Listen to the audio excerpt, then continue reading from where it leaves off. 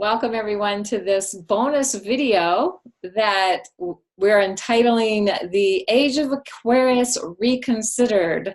I'm Cayelin Castell here with Daniel Giamario, and this is for the Solstice special event 2019. And one of the things I just want to say before I turn this over to you, Daniel, is I love that this title, because so many people I run into all the time still are fixated on this being the Age of Aquarius, and it's so much bigger than that. So from there, maybe we can, and with this video, we can help people to also understand that we're in much bigger times. As well as our consideration here of what in the world that would mean anyway. Right, exactly. And also exploration of actually the sign of Aquarius, which is a very major issue as we go into 2019. You know, it's all good. We can take this all the way back to the 1980s, when myself and one other astrologer, Raymond Mardux, he and I were the only ones at that time period that were attempting to expand the view of what this whole Age of Aquarius thing is all about. And we began to explore how that, let's say, beyond the issue about what would be the dates of when the Age of Aquarius begins, is actually asking the question, isn't there something even larger than this whole Age of Aquarius? Because quite frankly, and this is the phraseology that I was using back then, is that if you only put your attention on the Age of Aquarius, then you become a spring equinox chauvinist, meaning that as if the only thing that's important is the spring equinox, when there's actually four major calendric turning points, the solstices and the equinoxes. And if you wish to have a global understanding, and that not just the four, the two equinoxes and the two solstices, but also the two hemispheres, and whether in the northern hemisphere or the southern hemisphere, you have to have a more global view on all of this. And so that actually there would be these certain points in a 26,000 year cycle where the 4 points shift into different, not signs, but constellations, shifting into 4 new constellations. And even that is something that the average astrologer is not even aware of, the fact that when they talk about the entrance into the Age of Aquarius, they think it's the sign, when it's actually the movement into the constellation. And included with this bonus here are some of the material that Cayelin and I have created over the years, illustrating this particular point, that it's really a much larger shift that's taking place. And what we've done, and it's always at the time of the winter solstice, with the December solstice, this becomes so important, because our school has always thought that of all the 4 points, the winter solstice or the December solstice is the all-important one. It's the turning point. It's the seed point. At this time period in galactic history, this time period in the cosmological calendar age we're in, it's actually the solstices, not the equinoxes, that represent the turning points. You know, because now this is beyond the point. Our conversation now is getting into the details of the galactic alignment. That's why we have all these other resources for you here. But it's at this point of the December solstice that we can once again bring up this issue about where are we in the larger turning of the ages. And what we've done is that we've adopted this technique of taking, using the precessional cycle, 1 degree, 72 years. And since we do know the exact center point of the galactic alignment was in 1998, so if we then come up with a 1 degree every 72 year way of dividing up time, we're putting 36 years on either side of 1998 to describe this turning point, the turning point of the turning of the ages. So that's 1962 to 2034. Yeah. And actually, some of you may have seen the replay of our the summit, the Preparing for 2020 summit that we did. That's now being replayed. I do suggest that those of you who have not seen that to look at that. And in the presentation I made there, I was actually talking about the significance of 1962 and how 62 is like a presaging of this whole turning of the ages kind of thing. But to get to the bottom line on it, here we are in going into 2019, and it's not just something about the turning into the age of Aquarius. It's actually all 4 points are shifting into different constellations. So it's bringing into play the 4 constellations that have been referred to as in the past as the quote fixed signs, which we call the ones of self-interest or self-exploration. So we have the spring equinox, or we could better terminology, rather than calling it the spring equinox, the Aries equinox is moving into the water bearer, right? Okay, so that's why they would think the age of Aquarius, because the spring equinox or Aries equinox chauvinist. But we're global, so all 4 points. And so then we also have currently now at the December solstice, the December solstice is in this zone, in this time period of moving into the Scorpion.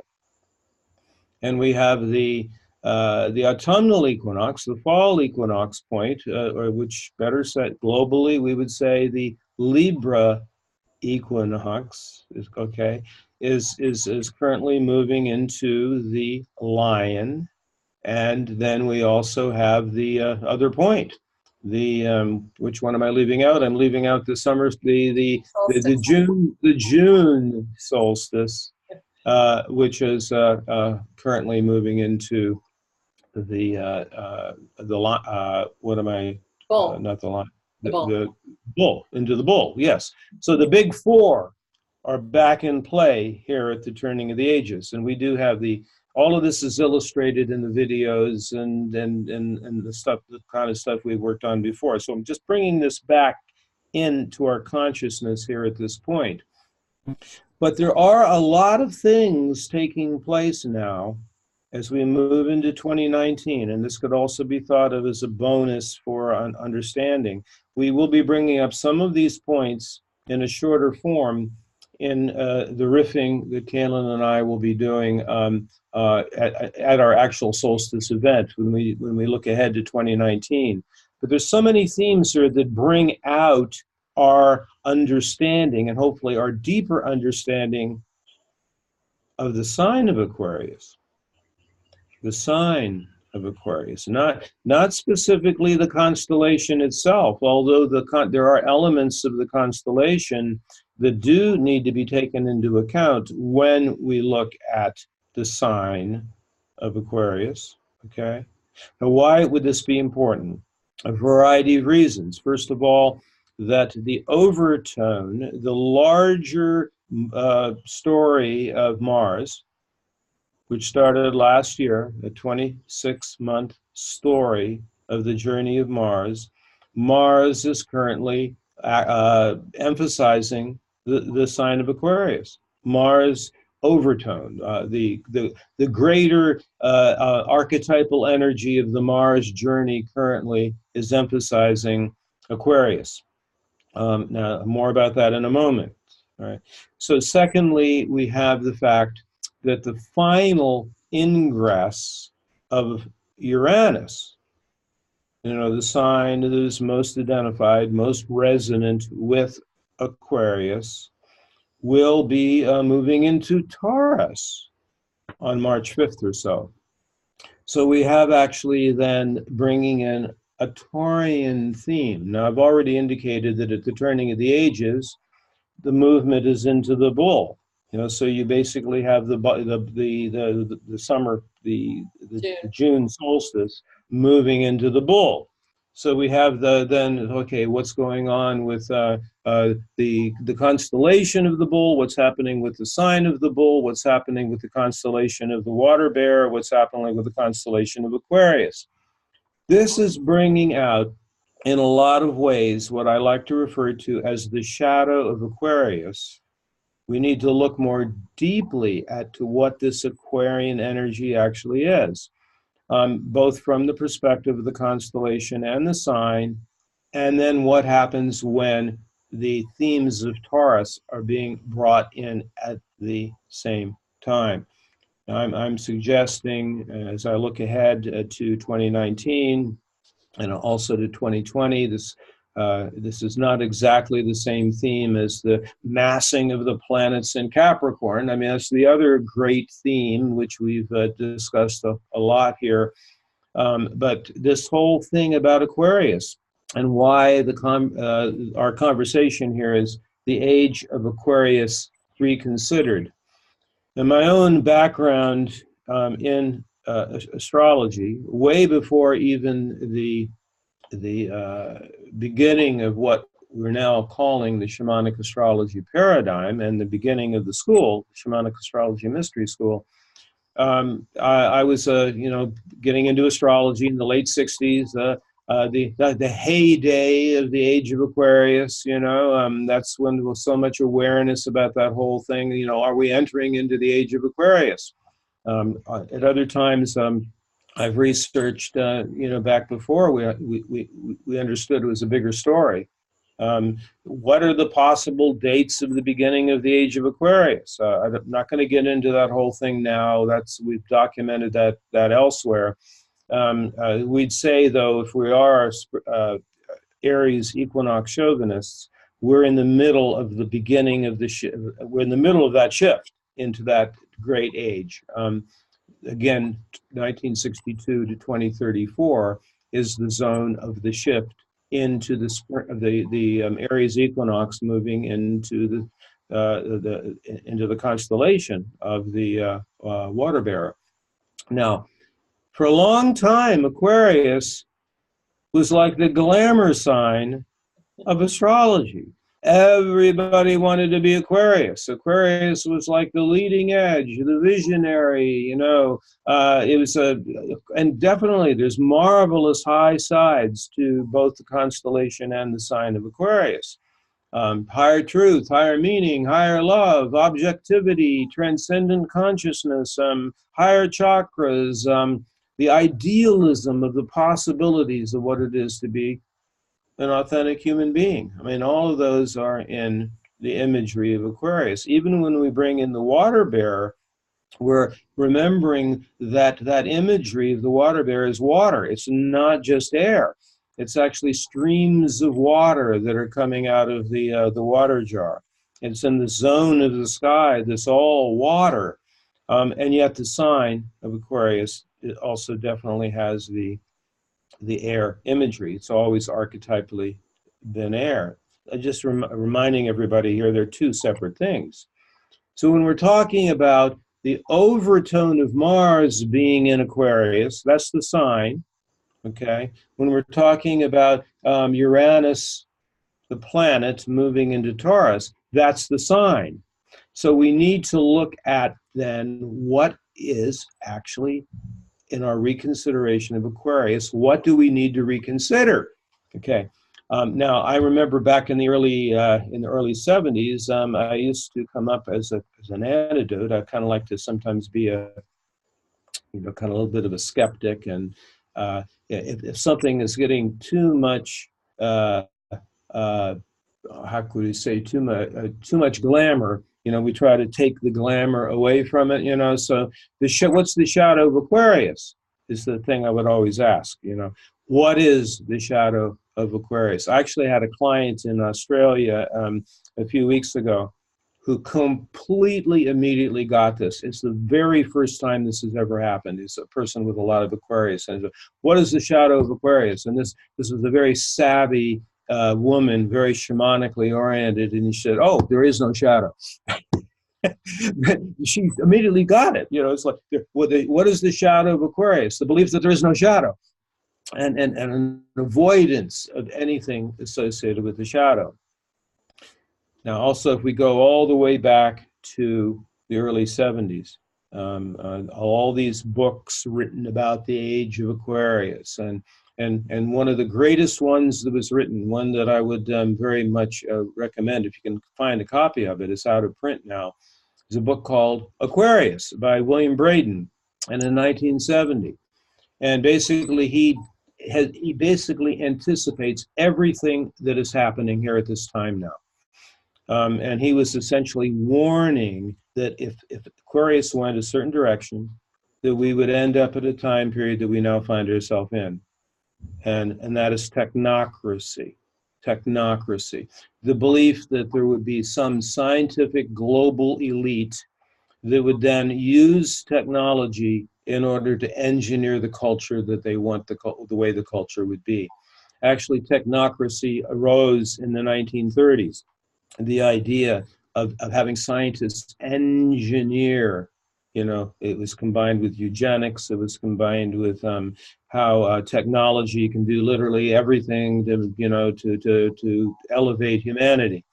And he warned at that point that if it went into that direction, that we would lose privacy, we would lose autonomy, we'd lose our connection to being human, that essentially we're just giving our power away to a simulation of a facsimile of genuine consciousness.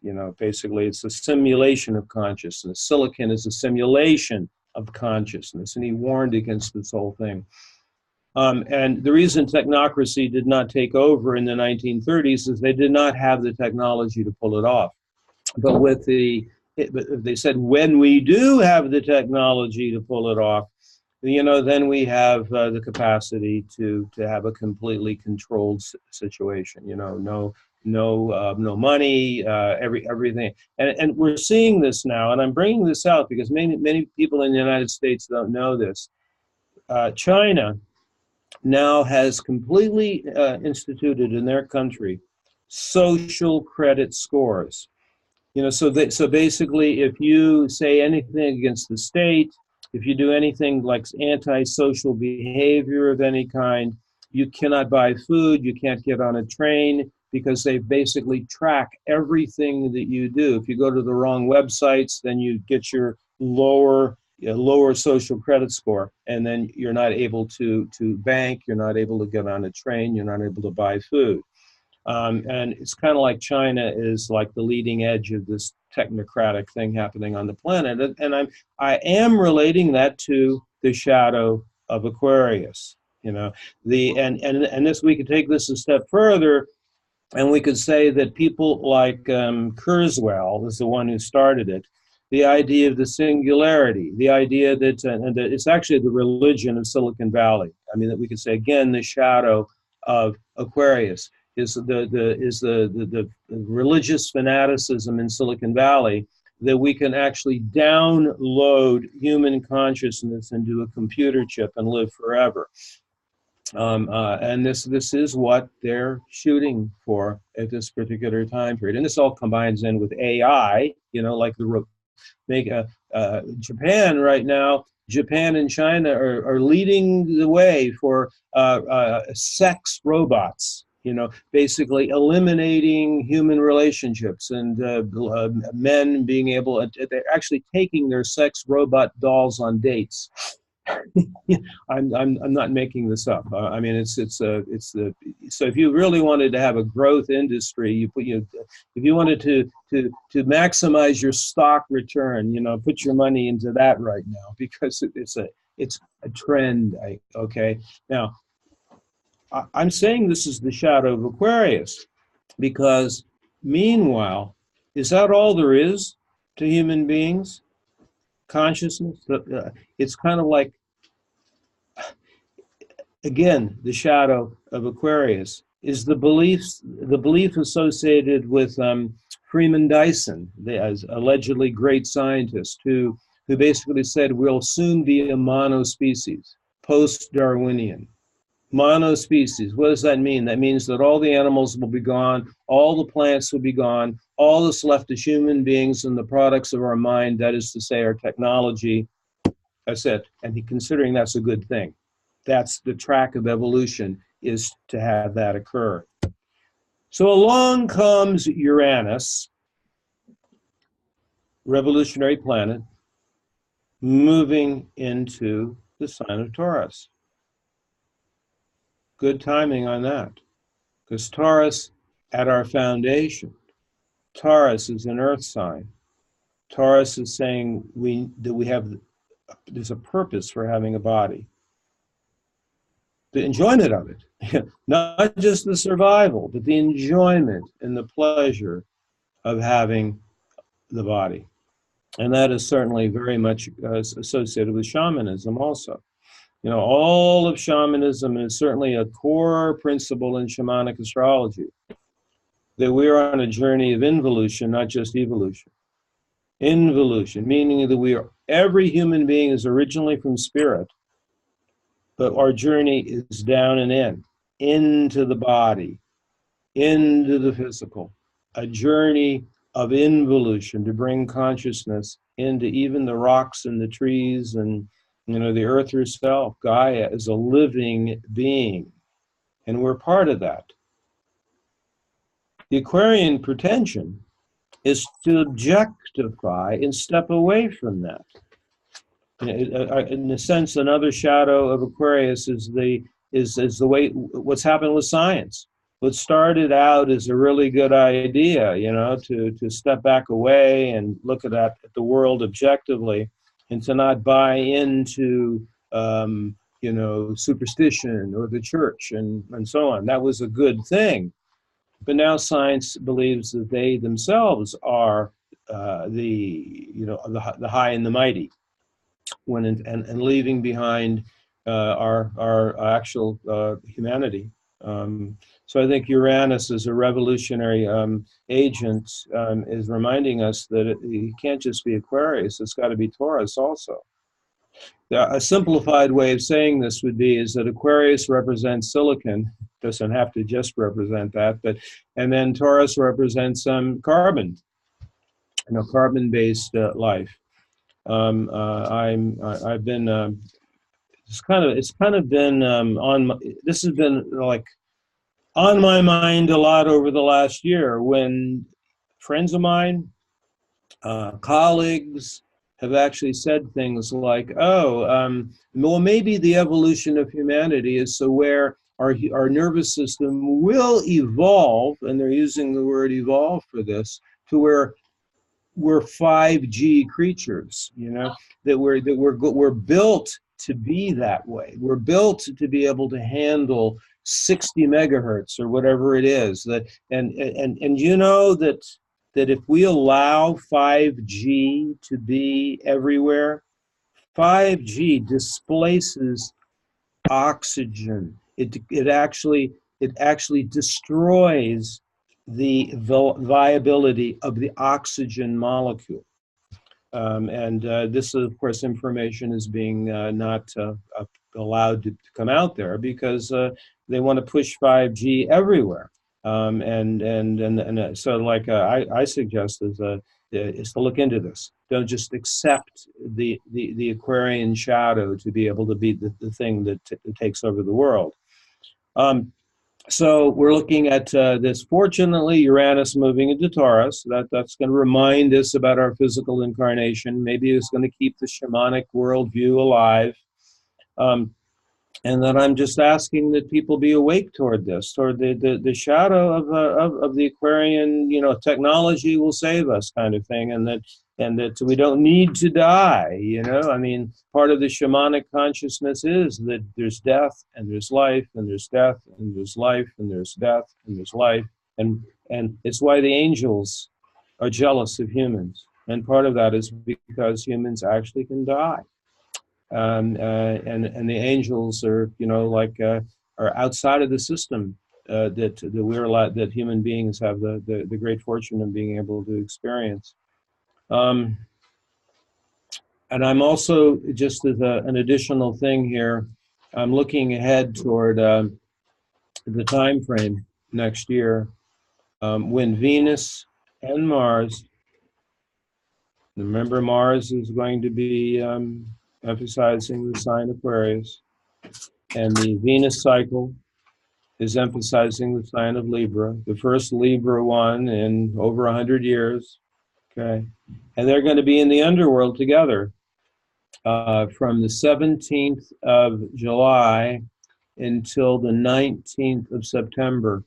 Both will be in the underworld together.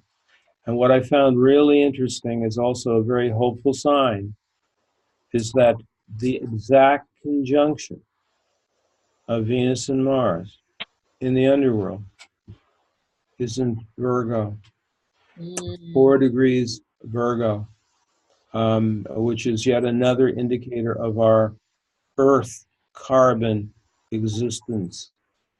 So maybe when those planets are on the other side of the sun in the underworld, they're getting basically a teaching from Gaia herself, you know, which is that we are connected to the Earth, connected to Gaia, connected to the actual what can we say, the life, you know? I mean, the organic nature of who we are as human beings, being spiritual, being spirit, and on this journey of bringing consciousness into the earth and water.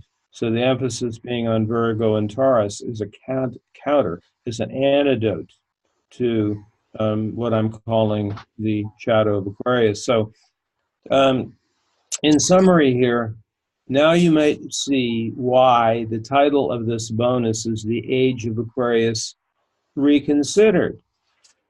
Many levels. First of the reconsideration of the whole concept of the Age of Aquarius. You know what? It's not what you all thought it meant. And the fact that we are in the middle of the great turning of the ages, all the ages shifting, not just the Aries equinox. And then also the reconsideration of what we always assumed the sign of Aquarius was. And maybe the last thing here as an insight is since the shift of the turning of the ages is actually into the constellation called Aquarius, all right? Also, you know, they have the same names. So into the constellation of Aquarius, the water bearer, that is water. And water is, you're not going to find water in silicon. You're not going to find water coming out of a computer. In fact, water is going to, if you throw water on a computer, and the computer is probably going to stop functioning. So let's keep in mind that there's a balance here. And I'm not trying to turn this into some sort of warfare, you know, against, you know, Taurus versus Aquarius. Certainly there can be some beautiful synthesis here. Hopefully the objectivity and the higher love and consciousness principles of Aquarius can wake up and see that there's also value in our incarnation and in the earth and in the species and in the animals and in the health of the ocean and these kinds of things. And this is a big turning point for humanity. And I just wanted to make sure that some of these issues were brought forth at this most momentous time period here.